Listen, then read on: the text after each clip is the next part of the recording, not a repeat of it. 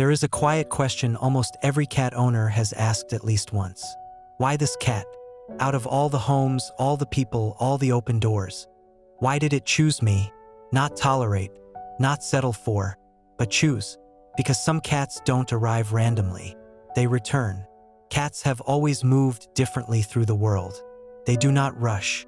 They do not explain themselves. They do not ask permission to belong. Ancient cultures noticed this long before modern science ever tried to define it. While dogs were said to guard the living, cats were believed to walk between moments, between now and before, between this life and the last.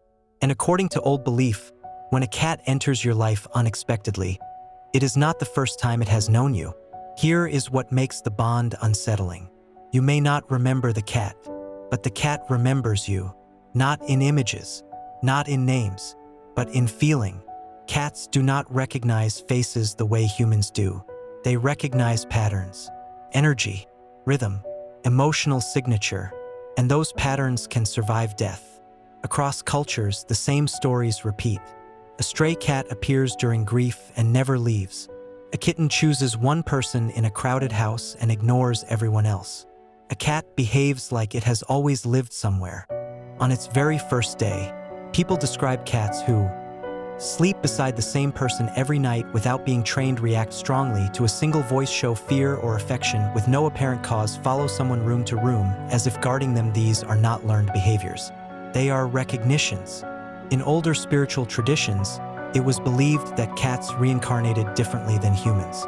Humans were bound to lessons. Cats were bound to bonds. They returned not to evolve, but to reunite. A cat that once lived with you might return as a stray that appears at the exact moment you need grounding, a shelter cat that locks eyes with you and refuses everyone else, a kitten that calms anxieties it was never taught to soothe. The myth says cats follow souls they trust. Cats were never designed for obedience. They are not loyal in the way dogs are loyal. They are selective, which makes their attachment more meaningful. If a cat chooses you, it is not because you feed it. It is because something in you feels familiar. Something in your presence matches a memory the cat carries forward. A past life bond is not romantic.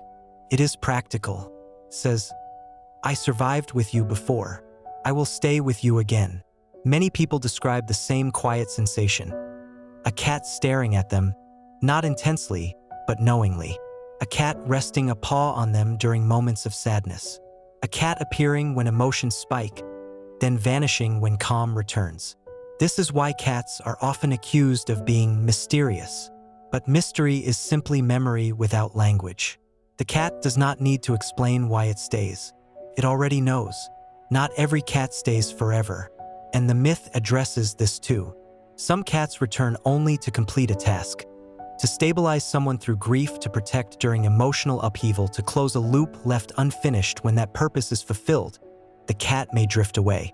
Not because the bond ended, but because it was honored.